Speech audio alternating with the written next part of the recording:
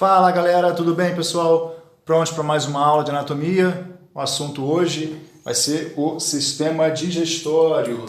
Tudo tranquilo?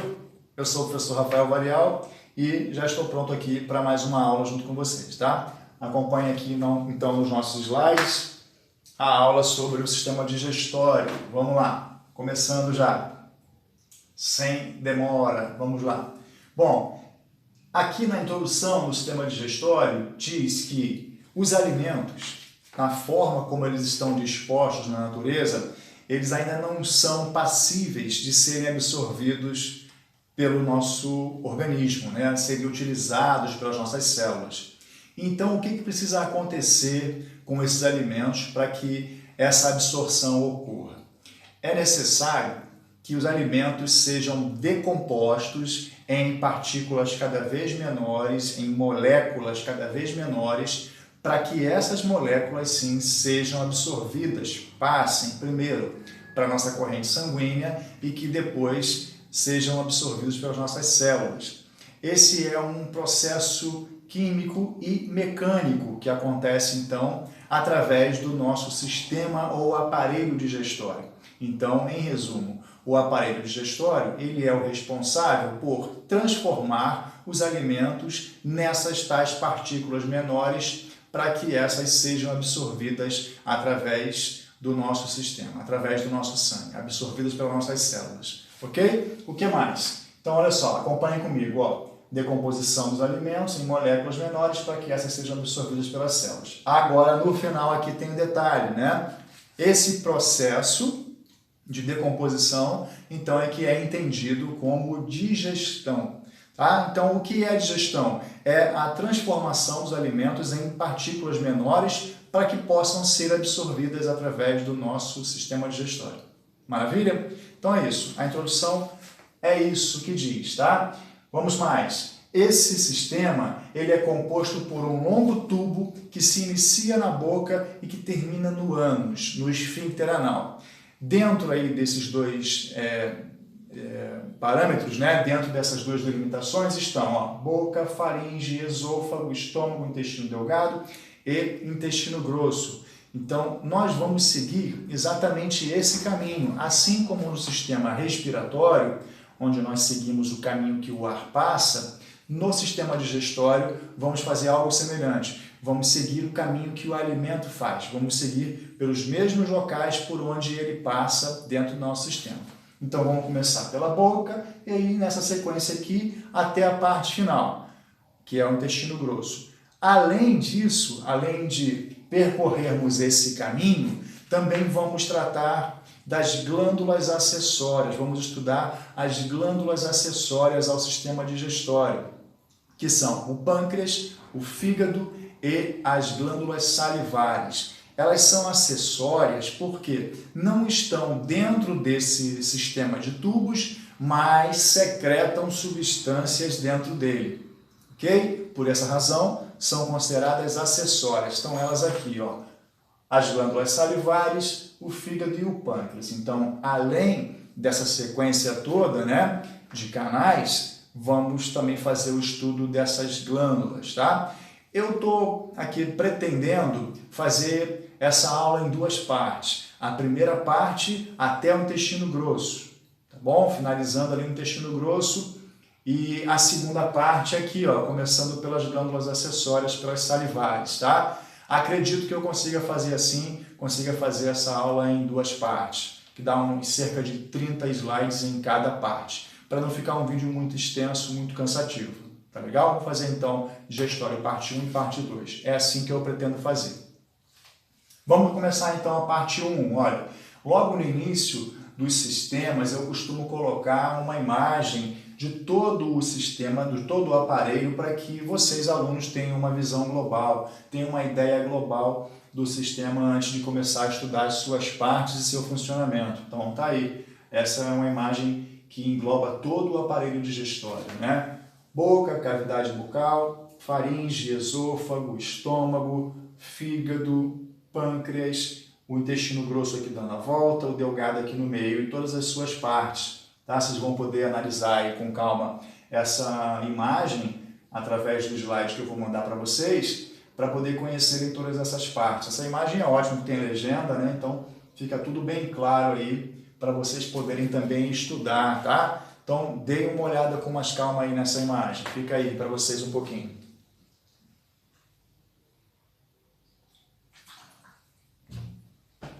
Na sequência, voltando aqui, começando a falar pela boca, e aí, olha, uma das partes mais importantes aí são os dentes.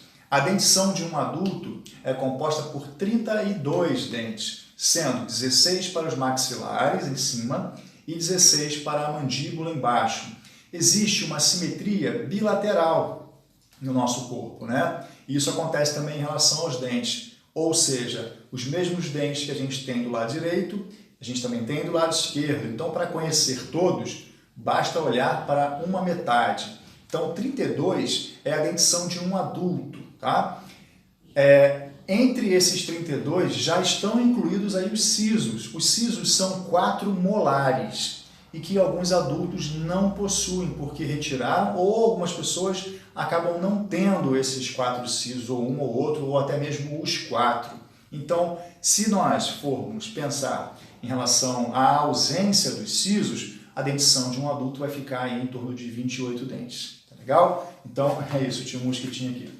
Bom, simetria bilateral, os dentes são distribuídos em 4 grupos, são 8 incisivos, 4 caninos, 8 pré-molares e 12 molares, tá? Então, eles são distribuídos assim em 4 grupos. Basicamente, a relação à função desses grupos, os incisivos cortam, os caninos rasgam, pré-molares amassam e trituram e os molares moem. Amassar, triturar e moer é quase a mesma coisa, né? Então, pré-molar e molar faz quase que a mesma coisa, sendo que os molares são aqueles mais para trás, são maiores e mais fortes do que os pré-molares. Mas a função acaba que é quase a mesma, tá legal? Então é assim que são distribuídos os nossos dentes.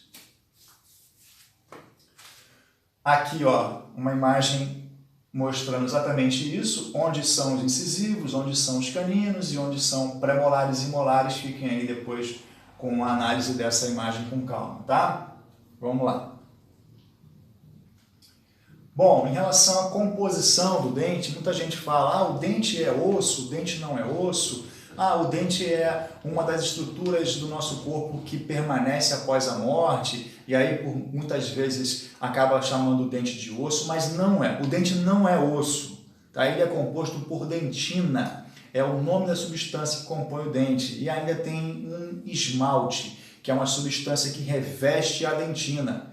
O esmalte, curiosamente falando aí, é a substância mais dura do nosso corpo.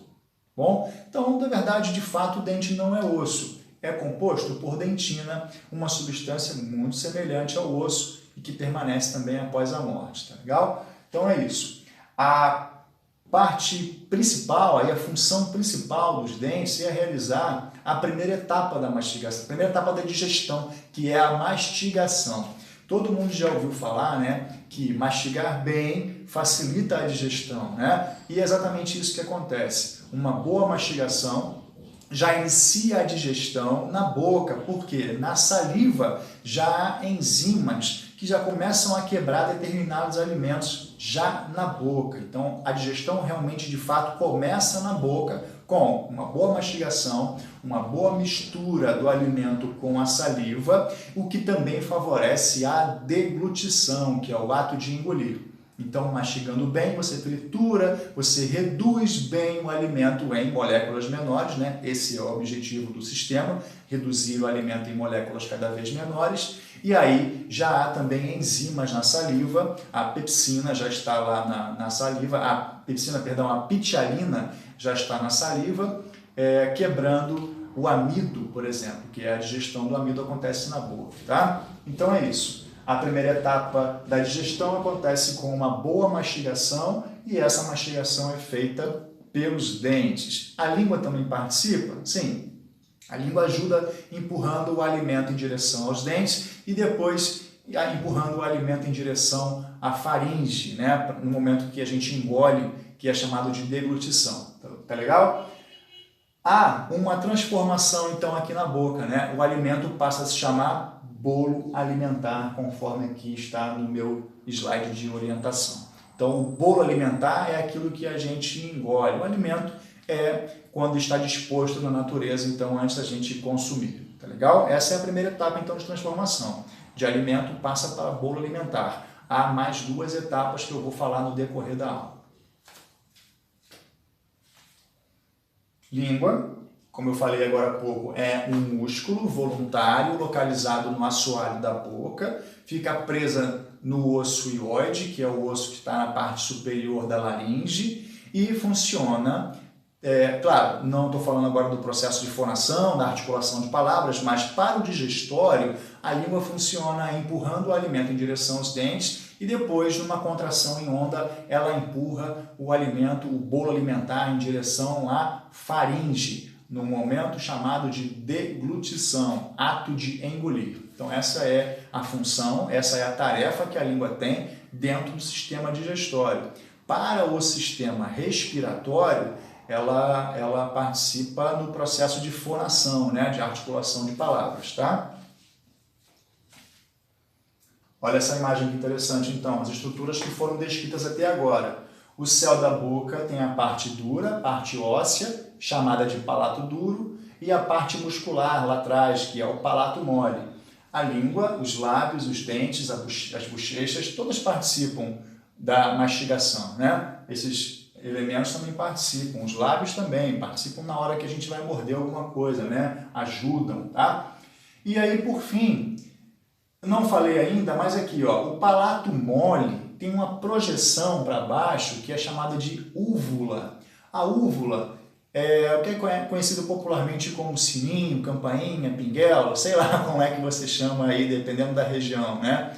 A úvula, ela é uma espécie de sensor e impede que qualquer coisa muito grande obstrua essa entrada, né? A entrada da orofaringe, que é a entrada também de uma via respiratória, né? Então, se algo muito grande puder ser empurrado lá atrás e pudesse ser empurrado e causasse a obstrução, né, dessa via, dessa passagem, a úvula está ali justamente para funcionar como um sensor, ativando a regurgitação, que é a ânsia, a vontade de vomitar, né? Aquela contração involuntária do estômago, então é ativada por essa parte sensível do céu da boca, que é a úvula. Tanto é que pessoas com bulimia, né, elas estimulam a úvula com os dedos para poder provocar o vômito, né? Então é assim que acontece, tá? Ela é uma espécie de sensor. Além disso, ela também faz com que o palato mole se eleve durante a deglutição. Na hora que a gente engole, ela levanta e aí levanta junto o palato mole e isso impede que ocorra a regurgitação do alimento para o nariz, para a cavidade nasal. Tá? Também é um mecanismo para orientar, né, o bolo alimentar pelo caminho correto. Mais para baixo tem um outro mecanismo da epiglote, né, como foi visto no sistema respiratório, outro mecanismo que impede que o bolo alimentar entre na traqueia, que é a cartilagem epiglote vista no sistema respiratório. Tá legal? Vou falar rapidinho sobre a faringe nesse sistema de novo, mas sobre a epiglote não mais. Tá? A sequência aí depois da faringe é o esôfago, né? O que nos interessa agora dentro do sistema digestório. Tá bom? Então é isso aí. Também vocês vão receber essa imagem, vão receber esse slide para poder analisar com calma. Tá? Olha só, então a faringe, só para relembrar, tá, gente? Já abordei tudo sobre a faringe no sistema respiratório, e aí quem é meu aluno já está acompanhando, né? Então aqui a parte nasal, a parte oral e a parte laríngea. A faringe é esse tubo que está atrás dessas cavidades e que serve de via tanto para o respiratório quanto para o digestório. Por isso que ela é abordada em 2 sistemas, tá? O que nos interessa agora é o que vem na sequência, tá? Que é o esôfago. Vamos lá.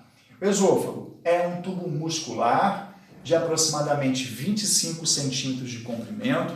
Ele passa tanto pela cavidade torácica quanto pela abdominal, então ele atravessa o músculo diafragma e ao atravessar o diafragma ele se conecta ao estômago. Ele então é o responsável por conduzir o bolo alimentar da faringe ao estômago. São essas as delimitações, tá? Do esôfago.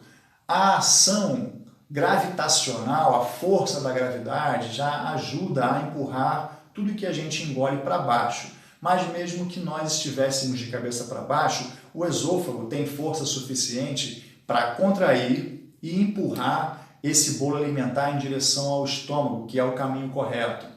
Essa contração do esôfago recebe um nome específico, que é peristaltismo ou contrações peristálticas. Então, o esôfago realiza essas contrações para empurrar o bolo alimentar em direção ao estômago e evitar que ele tome um caminho errado ou que regurgite, né? Que volte para a cavidade oral, para a boca, ok?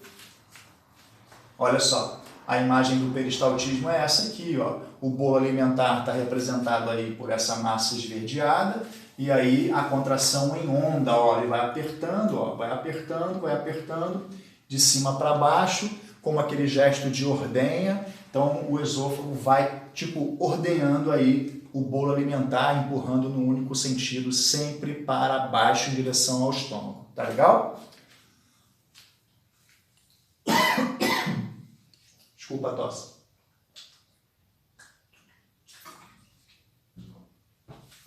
Vamos seguir. Já sabem que a saidinha ali é para beber água, né, gente? Não se espantem aí. Olha só, eu vou voltar, tá? Eu vou, mas eu volto. Aqui atrás, tá? O esôfago. Na frente do esôfago, a traqueia. E aí o arco aórtico, a artéria aorta tomando seu trajeto posterior, se escondendo atrás do coração. O esôfago atravessando o músculo diafragma, se conectando ao estômago, que fica na parte superior esquerda, logo abaixo do diafragma, tá? Então tá aí a imagem do esôfago em relação a outros órgãos, como traqueia e como a artéria aorta. Beleza? Próxima parte, né? A parte mais larga, a porção mais larga do tubo digestório é o estômago. Ele tem o formato de uma luva de boxe, curiosamente, né? E outra curiosidade, ele tem 3 áreas, 3 divisões. Uma delas é o fundo, que fica para cima. É uma coisa engraçada, né? Na anatomia, o fundo a gente entende geralmente que é para baixo, o fundo de alguma coisa, né? Mas nesse caso, o fundo do estômago está para cima, tá? Então, quais são as divisões do estômago? Quais são as áreas? Fundo, corpo e porção pilórica. Vou mostrar na imagem isso. Localização do estômago. Cavidade abdominal, na porção superior esquerda, logo abaixo do músculo diafragma, à frente do pâncreas e também ao lado do baço. Essas são as referências aí para você localizar o estômago, ok? Superior esquerda, cavidade abdominal, tá? Imagem dele aqui, ó, in situ, né? O estômago na posição que ele ocupa de verdade no nosso corpo. Olha, eu falei o fundo para cima, o corpo e a porção pilórica para cá.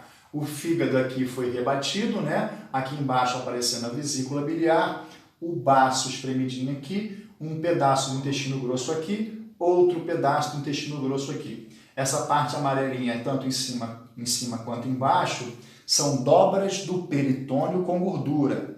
Peritônio é a membrana que reveste a maior parte dos órgãos abdominais e também órgãos pélvicos. Então, essa membrana ela fica impregnada de gordura, ela tem dobras e essas dobras são chamadas de omentos. Então, o estômago tem o omento maior embaixo e o omento menor em cima.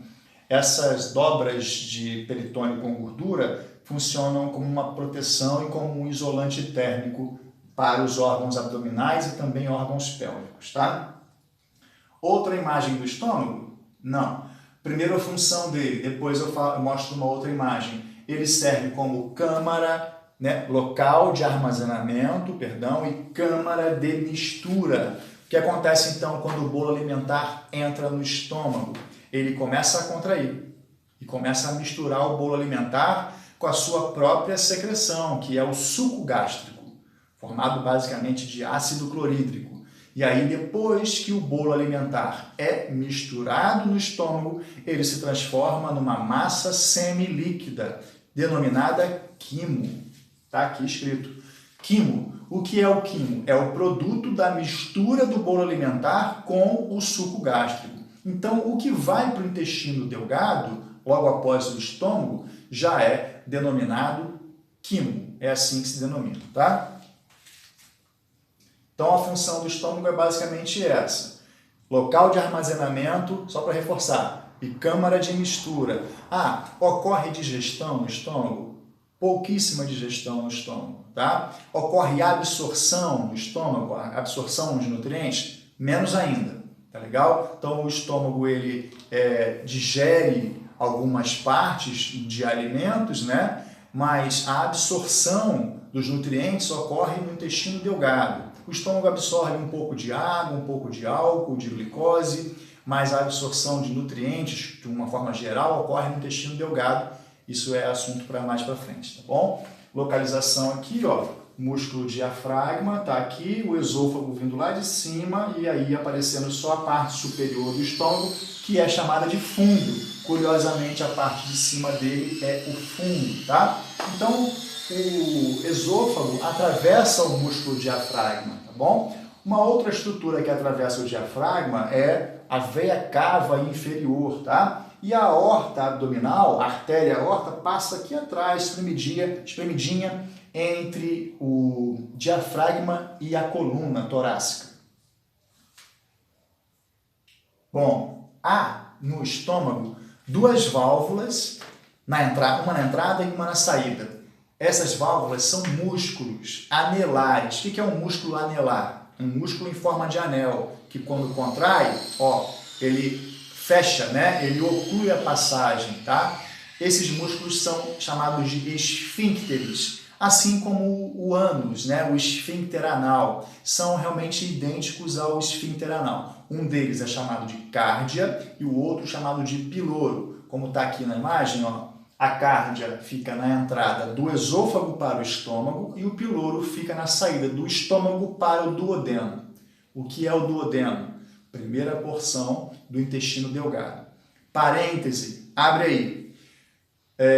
Médicos chamam a cárdia de esfíncter pilórico, tá? Há uma diferença aí na terminologia para anatomistas e para médicos.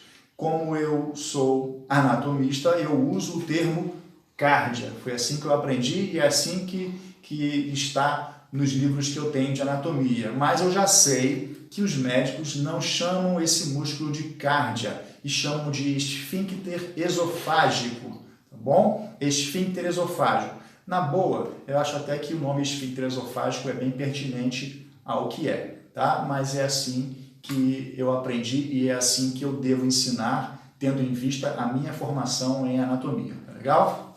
Mas já saibam aí que há dois nomes. Imagem, então, desses músculos, olha só. Analisem essa imagem do estômago por dentro. Olha as porções que eu falei. Fundo, corpo, porção pilórica. Olha os músculos cárdia e piloro.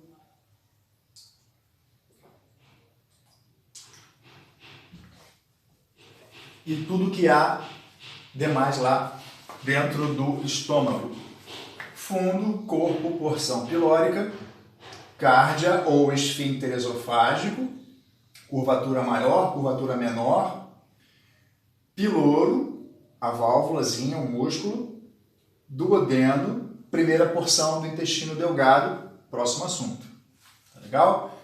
O estômago tem essa aparência rugosa no seu interior, que é de uma membrana mucosa que fica dentro dele, que serve para protegê-lo da sua própria secreção.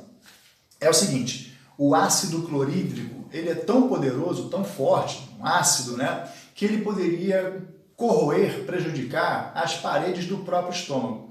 Para que isso não ocorra, o estômago é todo revestido internamente por uma membrana mucosa, por isso essa aparência aí toda enrugada, ok? Olha o que eu falei sobre as dobras de peritônio com gordura, aumento menor, aumento maior, tá? Então, da parte de cima e da parte de baixo aí do estômago. Vamos para o intestino delgado, então, né? Que é, logo após o estômago, vem o intestino delgado. Pulou por quê? Volta aí. É para ficar aqui. Fica aí. Bom, intestino delgado, então, se inicia logo após o estômago, com o duodeno, e segue até o íleo. A última parte do intestino delgado é chamada de íleo, na conexão com o intestino grosso. Então, essas são as delimitações. O tamanho é incrível, 6,5 metros de intestino delgado. É aquela parte que fica toda embolada, né, na nossa barriga, que a gente conhece como tripas, tá? Então, popularmente falando, são as tripas do intestino delgado, ok? Existem 3 porções no intestino delgado: duodeno, jejuno e íleo. Só que, atualmente, alguns anatomistas, né, e autores de livros de anatomia têm feito uma divisão diferente, que até acho muito mais coerente, dividindo apenas em 2 partes. Vamos ver por quê. Primeiro vamos ver o duodeno. Duodeno, primeira parte mais curta, tem o formato da letra C, ele faz assim uma curva, justamente no formato da letra C. A palavra significado de duodeno, do italiano 12 dedos, em relação ao tamanho do duodeno, que tem aproximadamente 30 centímetros de comprimento. E aí, em italiano, 12 dedos, duodeno, ok? Ele recebe secreções do pâncreas e também do fígado. Do pâncreas, ele recebe suco pancreático. Do fígado, o duodeno recebe bile, tá? Que fica armazenada na vesícula biliar, ok? Então, duodeno é a primeira parte mais curta do intestino delgado. Essa parte não mudou nada em relação ao nome, tá? É a primeira parte mesmo, duodeno, não houve nenhuma alteração. A alteração atual é em relação à segunda e terceira partes, que podem ser chamadas de uma só. Olha só, olha aqui, jejuno e íleo, segunda e terceira partes, porém, não há, olha, sem delimitação, não há delimitação entre essas partes, ou seja, não dá para dizer onde termina uma parte e começa a outra. Então, se é um tubo contínuo, não há nenhuma interrupção, o que alguns autores fizeram, anatomistas fizeram? Pô, vamos então chamá-lo de jejuno-íleo. É só juntar as 2 palavras, né? Ao invés de serem 2 partes, jejuno e íleo, agora é uma só, jejuno-íleo. E aí fica muito mais simples. O intestino delgado passa de 3 partes para apenas 2. Duodeno e jejuno-íleo. Assim, acho que é até muito mais coerente, porque realmente não há nenhuma delimitação entre as 2 partes. Aí você vai perguntar assim, já procurou, professor? Já procurei diversos cadáveres. Fiquei lá que nem um doido lá, procurando. Há alguma delimitação? Há alguma marca lá entre o jejuno e o íleo? Não, não há. Tá? Então, realmente, esse tubo pode ser chamado de uma parte só. Pode ser entendido como uma parte só. Tá legal? E uma curiosidade aí, jejuno, que é a segunda parte, né? Recebeu esse nome porque é uma parte por onde o quimo passa com muito mais velocidade. Então, ela está sempre vazia. Essa parte fica constantemente vazia. Por isso, jejuno, ou seja, está sempre em jejum. E íleo, que seria a terceira parte, recebeu esse nome porque está bem próximo dos ossos do quadril, os ilíacos, né? Então está próximo do íleo, né? Que é aquela primeira parte superior dos ilíacos. Então jejuno e íleo receberam esses nomes por causa dessas 2 historinhas aí que eu contei, tá bom? Seguindo, bom, imagem primeiro do duodeno, né? Estômago, baço, pâncreas. Ah, mas o estômago fica assim para cima? Não, ele é aqui para baixo, tá? É que nessa imagem ele foi rebatido para cima para a gente poder ver tudo. Então ele está assim para cima, mas ele fica para baixo aqui, tá? Ó, letra C, não é? Não é um C? É o duodeno.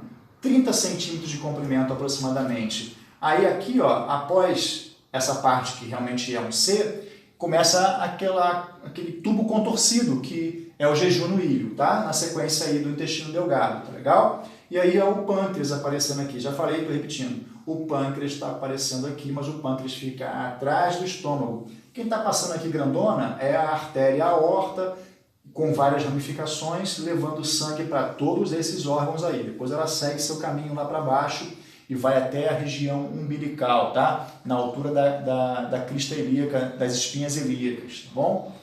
O que mais? Bom, a segunda e terceira, né? Que pode ser somente a segunda.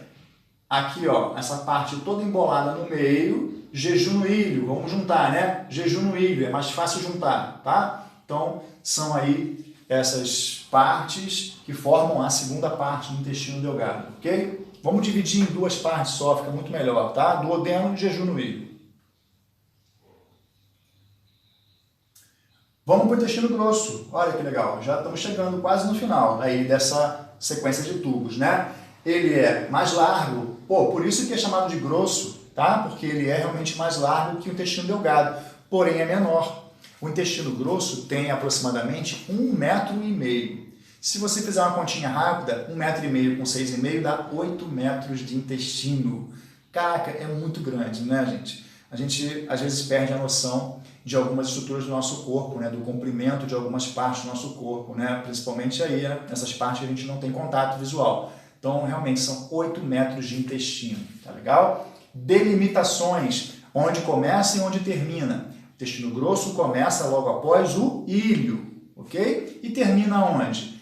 Termina em um músculo anelar chamado esfíncter anal ou simplesmente o ânus, tá legal? Então, essas são as delimitações do intestino grosso. Ah, o intestino grosso também tem contrações? Claro, tem contrações. Ele realiza peristaltismo, contrações peristálticas.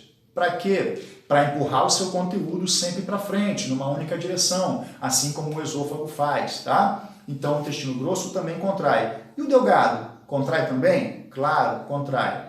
Esses tubos todos têm poder de contração porque tem camada muscular.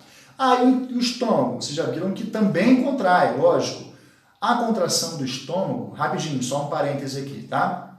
A contração do estômago recebe um nome diferente. Quer dizer, é parecido com o peristaltismo, é peristalse. Então, a contração do estômago para misturar o bolo alimentar com o suco gástrico é chamada de peristalse. E a contração do esôfago e dos intestinos? Peristaltismo, bem parecido, né? Ou contrações peristálticas, bom? Então, há peristaltismo no intestino grosso? Há também. No intestino delgado? Também. Objetivo, empurrar o conteúdo sempre para frente, tá legal? No delgado, o conteúdo é o quimo. No intestino grosso, qual é o conteúdo? Olha a transformação que ocorreu aqui, ó.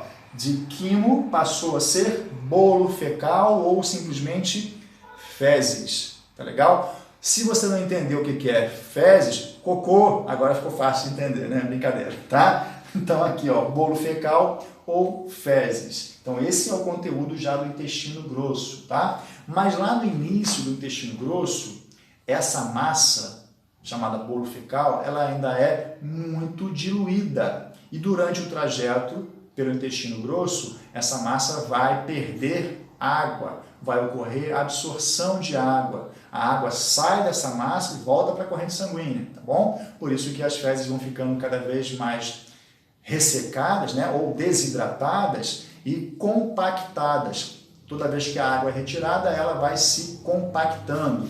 E também as fezes acabam assumindo um pouco do formato do intestino grosso. Ele é cheio de gômeos e por muitas vezes a gente sabe que as fezes também possuem esses mesmos gômeos, tá? É estranho e é meio nojento falar isso, né? Você logo imagina o cocô, né? Mas é isso, gente, faz parte do nosso sistema digestório, tá? Olha aí, quais são as partes do intestino grosso? Embora ele seja menor, ele tem mais partes. Não dá para entender bem isso, né? Ele é dividido em mais partes e com nomes diferentes. Começa, então, na porção inferior direita da nossa cavidade abdominal, numa região denominada seco. Tá aqui, ó. Ah, mas não é seco? Não tem nenhum acento? Não, a pronúncia é seco. E depois vem os cólons, ou simplesmente os colos. Bom, há 4. Colo ascendente, colo transverso, descendente e sigmoide. Após os 3 colos, vem o reto. que é uma região reta mesmo, ela é reta. E depois o ânus, ou o esfíncter anal, que é o músculo que controla a saída das fezes, né? No momento conhecido como defecação. Funciona então como uma válvula, tá? Essas partes todas ficam muito mais fáceis de serem entendidas com uma imagem. Então vamos para ela. Respira aí, olha a imagem, tem legenda, dá para ver todas as partes.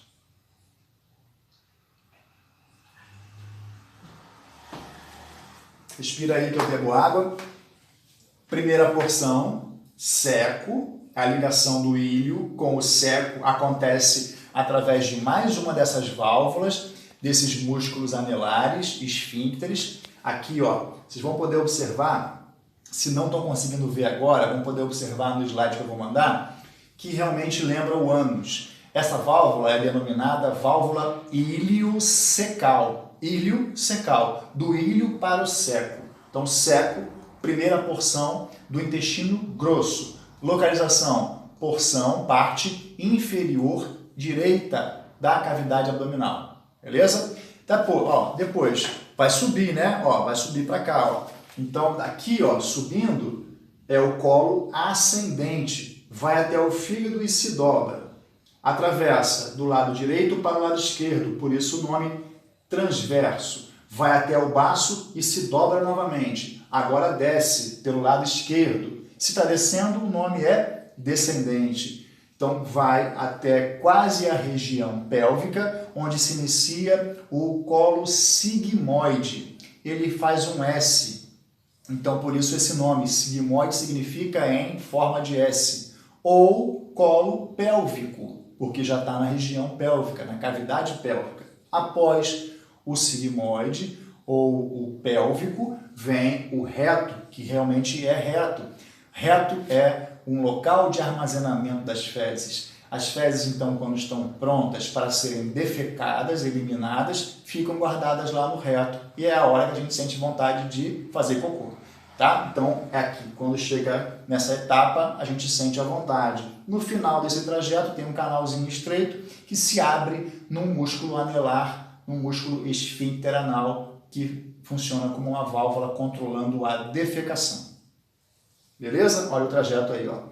Então, todas as partes do intestino grosso. Só faltou falar sobre o que está anexo ao seco, bem aqui, ó, do lado inferior direito da cavidade abdominal, que é o apêndice vermiforme. Bom, primeiro, apêndice, aquilo que está pendente, pendurado, como de fato ele está. Vermiforme, forma de verme, porque ele realmente parece uma minhoquinha, um verme. Para que serve o apêndice, né? Ele é um fundo cego que existe lá no intestino grosso e que acaba não tendo muitas funções, mas ele comumente ele fica repleto de substâncias não digeridas no nosso organismo, né? Então acumula sementes, restos de caroços, de coisas que a gente não digeriu muito bem e que também não eliminou nas fezes. O problema é que esses resíduos às vezes entopem o apêndice e ele inflama. A apendicite, né? A inflamação do apêndice.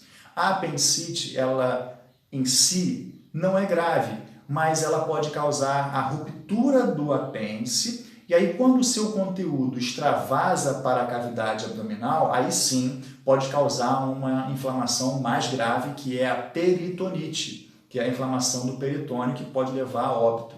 Tá? Então, a apendicite ela é caracterizada pelo entupimento do apêndice e por uma dor forte, aguda, principalmente na parte inferior direita da cavidade abdominal, podendo irradiar para a parte central, para a parte medial, tá? Mas ela costuma ser localizada na parte inferior direita, lá onde ele está mesmo. Bom, em relação à função do apêndice, tem gente que fala que é só inflamar, né? Não é bem isso. Ele fica repleto de bactérias, assim como o nosso intestino grosso todo é repleto de bactérias.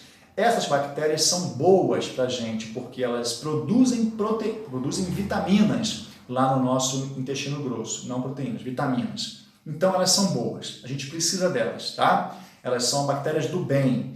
E aí, após um período de diarreia ou um período usando um antibiótico, a gente acaba perdendo parte dessas bactérias. Então, o apêndice participa de um processo conhecido como recolonização bacteriana do intestino grosso. Em outras palavras, ele coloca de volta aquelas bactérias que talvez foram perdidas eventualmente nessas circunstâncias, tá? Então ele recoloniza o intestino grosso de bactérias novamente. E aí você fala assim, e quem não tem o apêndice? Tudo bem, as bactérias voltam do mesmo jeito. Então por isso que as pessoas falam que ele não tem assim muita função, né? Mas tem essa aí, pelo menos ele participa desse processo de recolonização. Tá legal? Fechou? Encerrou aqui o intestino grosso? Deixa eu ver. Vamos ver se acabou. Tem outras duas partes ainda, olha, as curvas, né? Perceberam que o intestino grosso tem duas curvas, ó, uma do lado direito e uma do lado esquerdo? Tá aqui, ó, direita e esquerda. Lembra, eu falei, ó, ele sobe, se curva, né? Atravessa, se curva novamente. Então, essas curvas do intestino grosso, essas dobras, são chamadas de flexuras. Por quê? Flexionar é dobrar, né? Então, a flexura do lado direito é chamada de flexura cólica direita. A flexura do lado esquerdo é chamada de flexura cólica esquerda. Mas há um outro nome. Por causa dos órgãos que estão ali próximos delas, elas são chamadas assim. Ó, a direita é chamada de flexura cólica hepática, porque está próxima do fígado. A esquerda é chamada de flexura cólica esplênica, porque está próxima do baço. Tá bom? Faltava só isso aí para concluir o intestino grosso, as flexuras cólicas, tá? Direita, esquerda, direita. Hepática, esquerda, esplênica, tá? Isso em função dos órgãos que estão próximos dela. O reto, finalizando aí a continuação do colo sigmoide, já falei isso só para reforçar, serve como local de armazenamento das fezes, já prontas para defecação. E, por último, o ânus, o esfíncter anal, o músculo anelar, o esfíncter anal, funciona como uma válvula controlando a defecação, tá? Só estou repetindo isso porque vocês já ouviram que eu já falei isso, já expliquei isso agora há pouco. Belezinha, gente? Glândulas acessórias. Vamos guardar, então, essa parte, né, para o segundo vídeo, tá? Para a parte 2 do sistema digestório. Vamos dividir assim. Até aqui, parte 1 do digestório. Vimos todo o trajeto por onde o alimento passa e as etapas de transformação que ele sofreu. De alimento passou para bolo alimentar, de bolo alimentar passou para quimo, de quimo passou para fezes ou bolo fecal. Então são 4 etapas de transformação que o alimento sofre dentro do nosso aparelho ou sistema digestório. A partir da parte 2, vamos ver as glândulas acessórias, começando pelas salivares, pâncreas e fígado. Todas elas, ó, secretam substâncias dentro dele, embora não estejam localizadas dentro do tubo digestório. Maravilha? Pausa, intervalo, volto no próximo.